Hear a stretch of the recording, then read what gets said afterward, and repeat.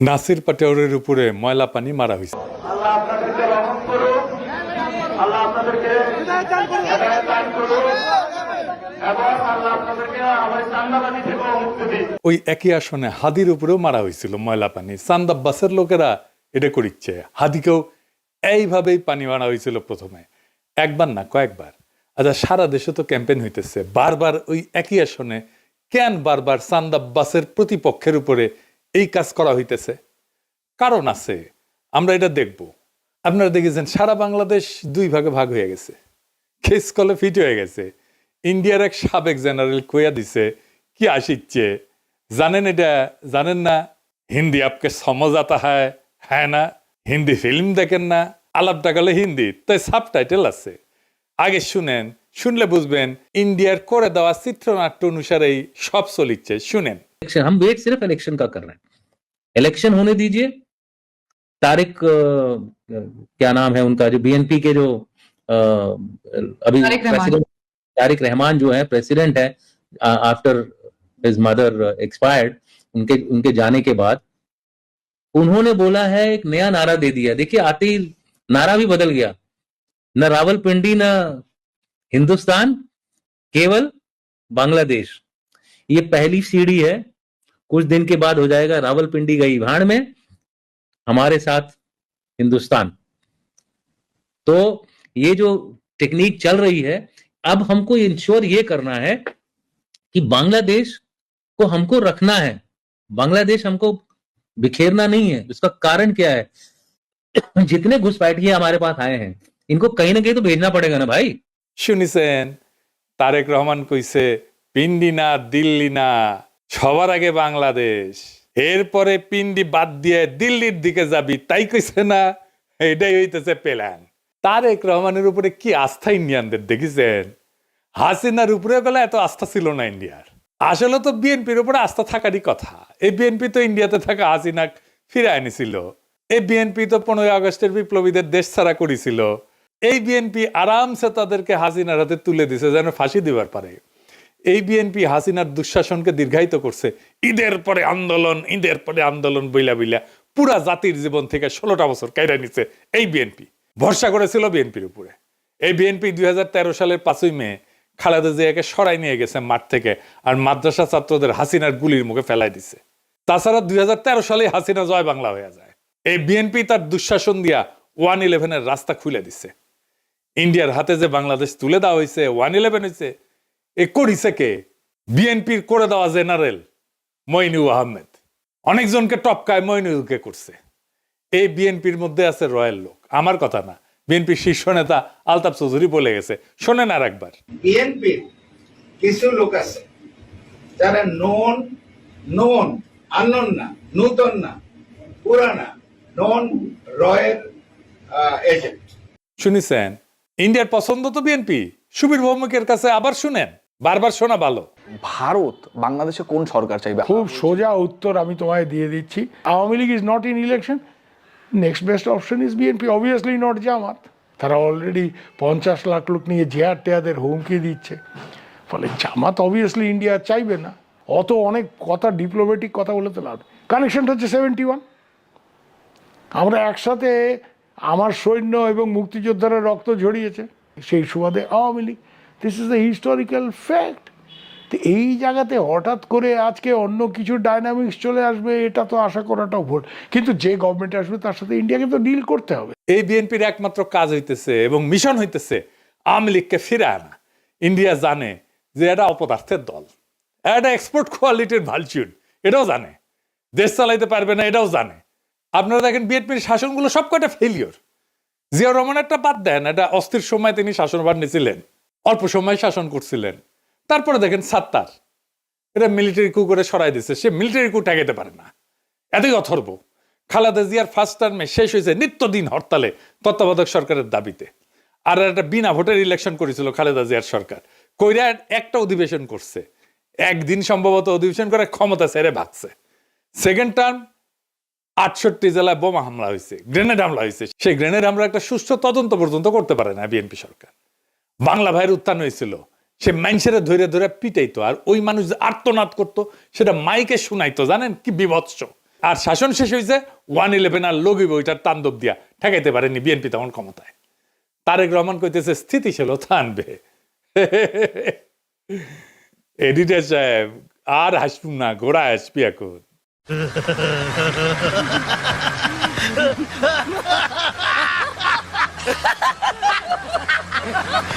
এই বিএনপি স্থিতিশীলতা আনবে কোন তরিকা আনবে?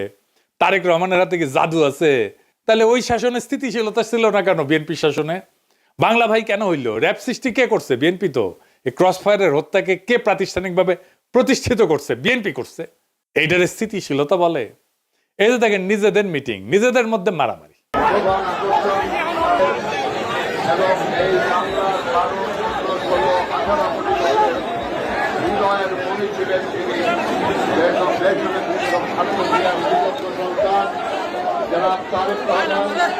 দেখেছেন? দেখেন তারেক রহমানের উপস্থিতিতে মারামারি।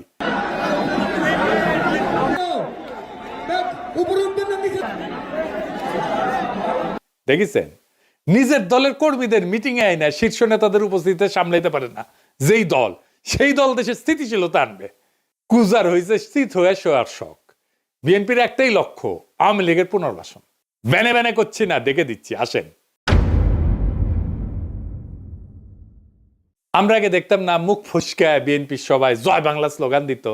আওয়ামী লীগের লোকেরা যেগুলো বিএনপির ঢুকেছে তারা এখন প্রকাশ্যে বিএনপির নির্বাচনী জনসভায় জয় বাংলা স্লোগান দেয়। শোনেন। আমার যদি মৃত্যুও হয় আমি এই মঞ্চ থেকে 1000 বার বলবো জয় বাংলা, জয় বাংলা, জয় বাংলা। আমরা কি বাংলাদেশের জয় চাই না? তাহলে জয় বাংলার সমস্যা কি? জয় বাংলা কি কারো ব্যক্তিগত কোনো ধরনের স্লোগান? জয় বাংলা সবার। যখন বাংলাদেশে ক্রিকেট খেলা হয় আমরা কি বাংলাদেশের জয় চাই না? আজকের এই মঞ্চ থেকে আমার যদি মৃত্যুও হয় আমি এই মঞ্চ থেকে 1000 বার বলবো জয় বাংলা, জয় বাংলা, জয় বাংলা। মৃত্যু হইলেও নাকি কইবে জয় বাংলা। জয় বাংলা নাকি সবার স্লোগান। তো মাদারবোর্ড তুই কত স্লোগান, সবার স্লোগান কেন কস? এরপরে মির্জা ফখরুল কয় আওয়ামী লীগ থাকলে নাকি গণতান্ত্রিক পরিবেশ থাকতো। খুব কষ্ট আসে মির্জা ফখরুল। গণতান্ত্রিক পরিবেশ মানে কি জানেন? আগে শুনেন।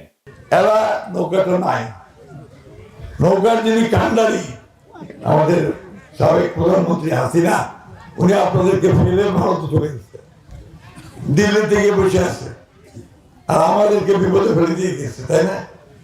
থাকলে অন্তত একটা গণতান্ত্রিক অবস্থা চলতো, তাই তো?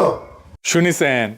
মির্জা ফখরুলের গণতন্ত্র আওয়ামী লীগ ছাড়া গণতন্ত্র পূর্ণ হচ্ছে না মির্জা ফখরুলের। এই গণতন্ত্র মানে কি জানেন? সে পুরনো সিস্টেম, পুরনো লুটপাট, পুরনো গুন্ডামি, পুরনো ধান্দাবাজি, পুরনো ইতরামি, পুরনো বড় লোকদের শাসন, পুরনো দরিদ্র শোষণ। এটাই পুরনো বন্দোবস্ত। এটা রিকশাওয়ালা চাচা খুব ভালোভাবে বুঝিছে। শুনেন তার কাছে। আওয়ামী লীগের থেকে বিএনপি 3 গুণ আগায়া এই দেশটারে আরো নষ্ট করে আলাইছে শেখ হাসিনা যাওয়ার পরে। যেরকম আওয়ামী লীগের মানুষের নৌকা ভাড়া গুদারা গাড়ি নিত 80 টাকা, বিএনপির পোলাপান নেয় এখন 100 টাকা। তাই নির্বাচনে এলে তো নিব 150 টাকা। গুদারাটা পার হয় হ্যাঁ প্রতিদিন টাকা দেওয়া লাগে। তো যেরকম আমি এই রিক্সাটা পাইতেছি আওয়ামী লীগের টাইমে দিচ্ছি 80 টাকা, এখন আওয়ামী লীগ চলে গেছে, এখন বিএনপির আমলে দেওয়া লাগে আমার 100 টাকা, তার ক্ষমতা এলে দেওয়া লাগবে 150 টাকা। দেশ তো এই দুইজনেই চালায়, আওয়ামী লীগে চালায় আর বিএনপি, এই দুইজনেই মারুক কাটুক জ্বালাক পুরাক এই দেশের মানুষ এরাই এই দুইজনে চায়। হয়তো এই 10 বছর চালাই গেছে, এরা আবার 10 বছর সুযোগ দিব। এই শুনেছেন? দেশ যে দুইজনে চালায় আওয়ামী লীগ আর বিএনপি। রিকশাওয়ালা ঠিকই বুঝেছে তার মেধা দিয়া। তাই দেখেন কিভাবে আওয়ামী লীগের সন্ত্রাসীদের আশ্রয় আর নিরাপত্তা দিতেছে বিএনপি। আওয়ামী লীগ যেন তুহিন সাহেবের কোলেই নিরাপদ। নীলফামারীর আওয়ামী লীগ সন্ত্রাসীদের দায়িত্ব নিছেন বিএনপি মনোনীত প্রার্থী নীলফামারীর সদর 2। আওয়ামী লীগের চিহ্নিত সন্ত্রাসী জুলাই হত্যা মামলার অন্যতম আসামি কাশেমকে নিশ্চিন্তে থাকতে বলতেছেন তুহিন সাহেব। তিনি নাকি নীলফামারীর চিহ্নিত সন্ত্রাসীদের মামলার বিষয়টা দেখতেছে এবং আওয়ামী লীগের ঊর্ধ্বতন নেতৃত্বের সাথে নাকি তাদের কথা হইতেছে। ব্যানে ব্যানে করছি না, শুনেন। আসসালামু কেমন আছেন কাসেম সাহেব? জি ভালো আছেন। দোয়া করেন। আলহামদুলিল্লাহ। আমাদের জন্য ওয়ার্ক করতেছে ভাই। আলহামদুলিল্লাহ, ধন্যবাদ। তো আওয়ামী লীগের আমাদের ওয়ার্ক করতেছি। লোকরা তিনি ভোট করছিলেন?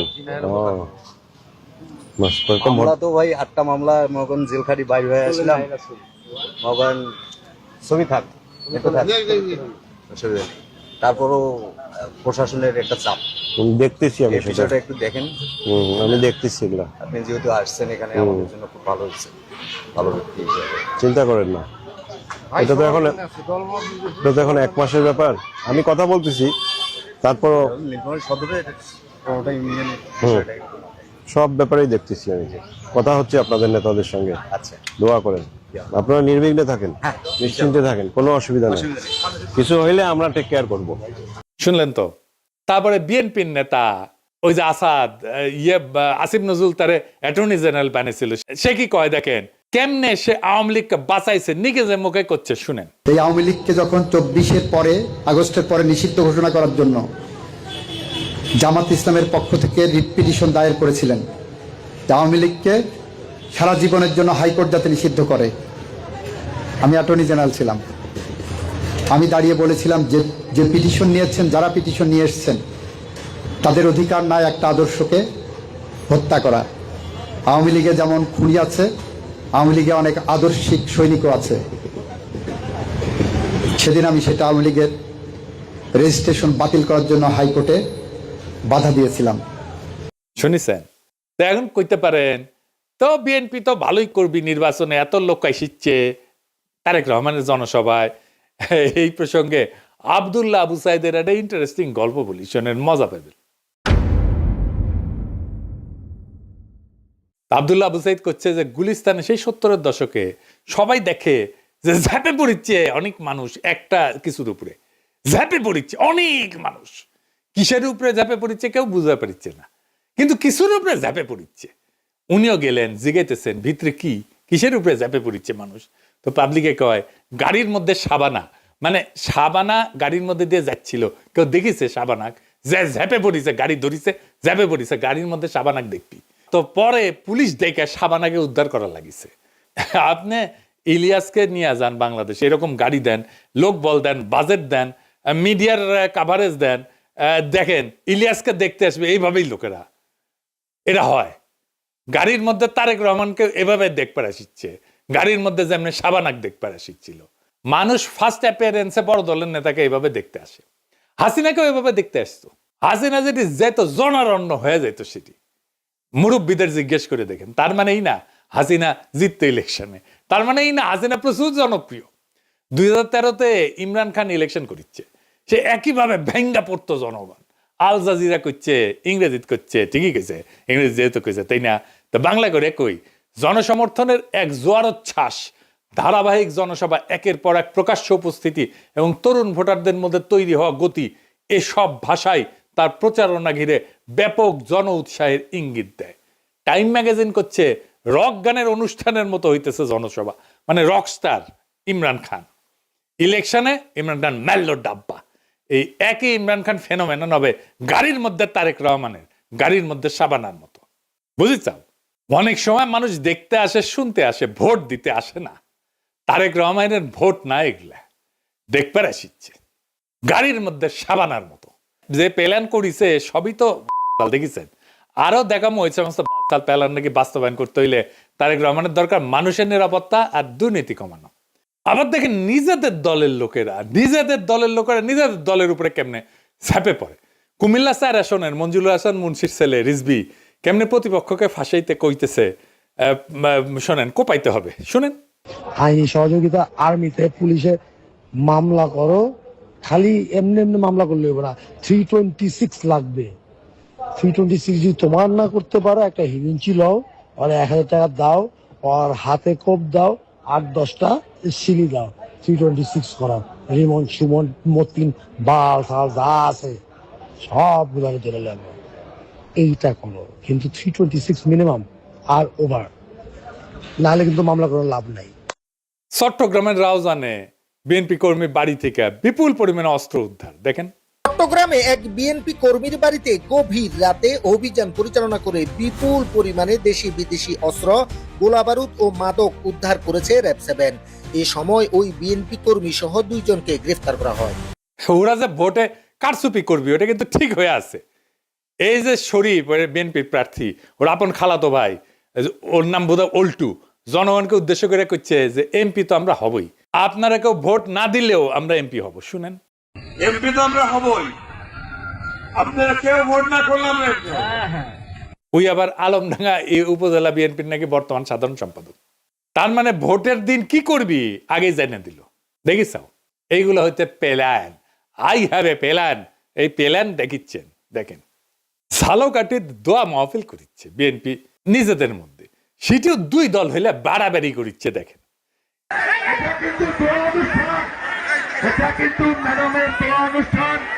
নলছিটি উপজেলা বিএনপি কর্তৃক আয়োজিত আজকে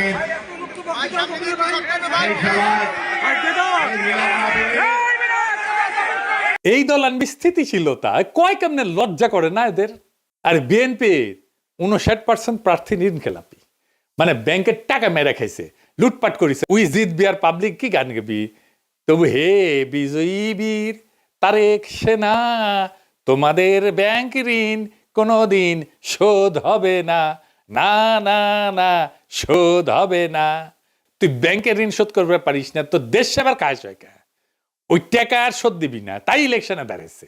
এক ক্যান্ডিডেট দেখায়, দিরাই সাল্লার ক্যান্ডিডেট, মুরব্বী মানুষ।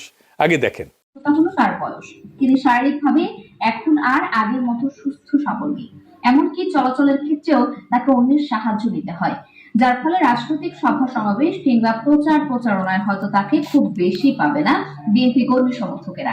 উনারে দাঁড় করানো ঠিক হয়েছে। ক্ষুদ্রকালে ভাবতে হবে ইলেকশনে কেমনে খাড়ায়, ইলেকশনটা কই যেটি যে খাড়ানো লাগে। তো যাই হোক, এই মুরব্বী তো খাড়াইতে পারতেছে না ঠিক মতো, ইলেকশনে কেন খাড়াইলো? তারেক রহমান আপনি কন, উনি কি কন্ট্রিবিউট করবি? কিছুই তো করবে পারবেন না উনি। আপনাদের লজ্জা নাই? খালেদা জিয়া মৃত্যুসজ্জা ওখানে টিপসই নিয়ে নমিনেশন পেপার সাবমিট করছেন 3টা সিটে, আর এরকম ঘাটের মরাকে নেয় আপনি ইলেকশনে দাঁড় করাইছেন। লজ্জা থাকা উচিত তো। তো যাই হোক, ফাইনালি ইলেকশন কি হবি? বিএনপি বুঝে গেছে যে উই হারবি নারীদের ভোটে, কারণ মায়েরা বোনেরা সবাই এনসিপি জামাতকে ভোট দিবি, ন্যাচারাল। বিএনপির চান্দাবাজ ধান্দাবাজ লুটেরা সন্ত্রাসী আর ইতরদেরকে তো তারা ভোট দেবে না। নারীদের মধ্যে জামাতের প্রভাব বেশি, তাদের অ্যাক্সেস আছে, অন্দরমহলে যাতায়াত আছে অনেক দিন থেকে। তাই বিএনপি স্ট্র্যাটেজি নিয়েছে, নারীদের যদি ভয় দেখায় ভোট কেন্দ্র থেকে দূরে রাখা যায়। তাই জামাতের নারী কর্মীদের উপরে হামলা করতেছে, তাদের হিজাবটাই না ছিঁড়ে ফেলতেছে। দেখেন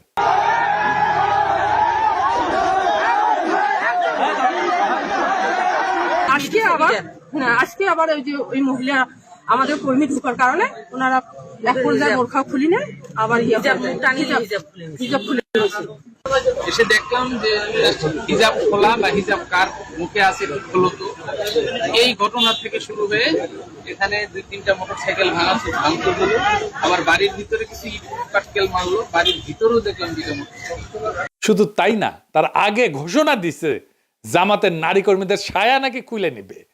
কথা বলে ছোট কোরআন শরীফ মাথায় দিয়ে যদি আমাদের মেয়েদেরকে শপথ করতে যাই, আমি বলতে চাচ্ছি আমার বিএনপির নেতৃবৃন্দ ওই জামাতের মেয়েদের ছায়া খুলে নেবে বলে দিলাম। যদি আবার আপনারা গ্রামে লাগান, সি সি সি সি সি তারেক রহমান সি, এই সমস্ত ইতরদের নেতা আপনি, ইতরদের গডফাদার আপনি। এই ইতরদের দেশ চালাইতে দেবেন আপনারা? এই ইতরদের আপনি ক্ষমতায়িত করবেন নাকি দেশ থেকে বিতাড়িত করবেন পাছায় লাথি দিয়া হাসিনার মতো? এদের 12ই ফেব্রুয়ারিতে ব্যালটে জবাব দিবেন। এদের বিতাড়িত করতে হবে বাংলাদেশ থেকে। যা ঐক্য কর, গণতন্ত্র কর আওয়ামী লীগের সাথে ইন্ডিয়ায় গিয়া। ওরা গেছে ভাগিছে, তোরাও ভাগবু।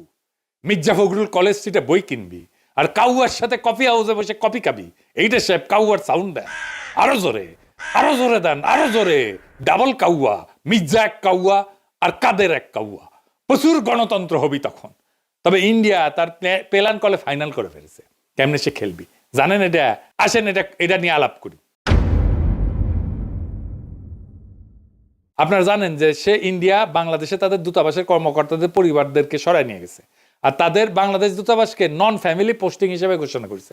মানে এখানে ফ্যামিলি থাকবি না, শুধু কর্মকর্তা থাকবি। মানে যেই জায়গায় যুদ্ধ হয়, রাষ্ট্র দুর্বল, নিরাপত্তা দুর্বল, রাষ্ট্র ভেঙ্গে পড়তেছে, সেই দেশের দূতাবাসগুলোকে নন ফ্যামিলি পোস্টিং হিসেবে ঘোষণা করে দূতাবাসগুলো। ইন্ডিয়া ইলেকশনের জন্য পাগলা হয়ে গেছিল, এই জন্যে তার প্ল্যান এটাই ছিল বিএনপি ক্ষমতায় আসুক, তারপরে বাংলাদেশের বিরুদ্ধে অর্থনৈতিক আর কূটনৈতিক যুদ্ধ শুরু করবে। সেই জন্যই সে দূতাবাস খালি করে ফেলছে। বিএনপি ক্ষমতায় থাকলে এই যুদ্ধ শুরু করলে বিএনপি কোলাপস করবে আর আপা চট করে ঢুকে যাবে বাংলাদেশের মধ্যে। এই পরিকল্পনা ভেস্তে দিতে হবে। ইন্ডিয়ার চাপ যারা সহ্য করতে পারবে তাদেরকে ভোট দেবেন আগামী 12ই ফেব্রুয়ারিতে। যারা বাংলাদেশকে দৃঢ়ভাবে শির দ্বারা উঁচু করে আগায় নিতে পারবে তাদেরকে ভোট দেবেন। যেই জোট ইনসাফের কাফেলা নিয়ে আমাদের আজাদির দোরগোড়ায় পৌঁছে দেওয়ার হিম্মত রাখে তাদের ভোট দেবেন। এই এপিসোড শেষ করব একটা ভিডিও ক্লিপ দিয়া, এক ব্যবসায়ীর উপরে বিএনপির অত্যাচারের কথা, তার মুখেই শোনেন আর ভাবেন কোন আপদ, কোন জালেম ক্ষমতা আসতে চায়। আমরা কুত্তা তাড়াইতে গিয়া ন্যাকড়াকে যেন না নিয়ে আসি, খেয়াল রাখবেন, মনে রাখবেন বাংলাদেশের স্থিতিশীলতার শত্রু তিনটা জিনিস, বিএনপি, আওয়ামী লীগ আর ইন্ডিয়া, তিনটেই এখন একসাথে, আমাদের তিনটেকেই পরাজিত করতে হবে।